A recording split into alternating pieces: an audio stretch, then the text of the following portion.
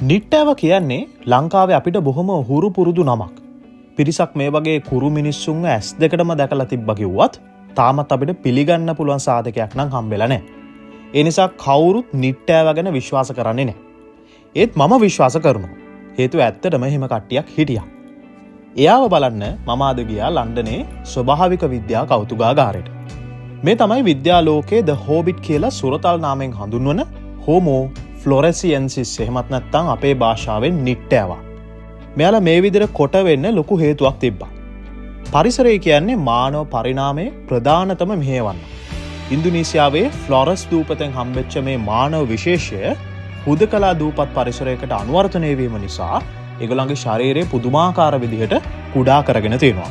අපි මේකට කියනවා අයිලන්ඩ් ඩ්‍රෝෆිසම් කියලා. සම්පත් සීමිත දූපතක ජීවත් වෙද්දී විශාල ශරීරයක් නඩත්තු කරන්න වැඩි ශක්තියක් සහ වැඩි ආහාර ප්‍රමාණයක් ඕනේ. ඒ නිසා පරිණාමයේදී මොළයේ සහ ශරීරයේ කුඩා වීම ඒගොල්ලන්ගේ සර්වයිවල් chances වැඩි කරනවා. අඩි 3කට වඩා ටිකක් උසකින් යුක්ත මේගොල්ලන්ගේ මොළේ නූතන මිනිසාගේ මොළෙන් 3න් එකක් වගේ. ඒත් එයාලා ඉතාමත්ම දක්ෂ නිර්මාණකරුවන් පිරිසක්. එයාලගේ ඇටසැකිලි අසල තිබිලා හම්බෙච්ච ගල් ආයුධ වලින් පේනවා මොළේ කුඩා වුණත් මෙයාලා දඩයම් කරන්න සහ දෛනික වැඩ කටයුතු සඳහා උපකරණ භාවිතා කරන්න තරම් බුද්ධිමත් ඒ වගේම කාර්යක්ෂම පිරිසක් කියලා. මෙයාලා වසර මිලියන ගානකට කලින් මුහුද තරණය කරලා ෆ්ලොරස් දූපතට ආපු හෝමෝ ඉරෙක්ටස් ළඟින් එන කට්ටියක් කියලා තමයි විද්‍යාඥයන් කියන්නේ.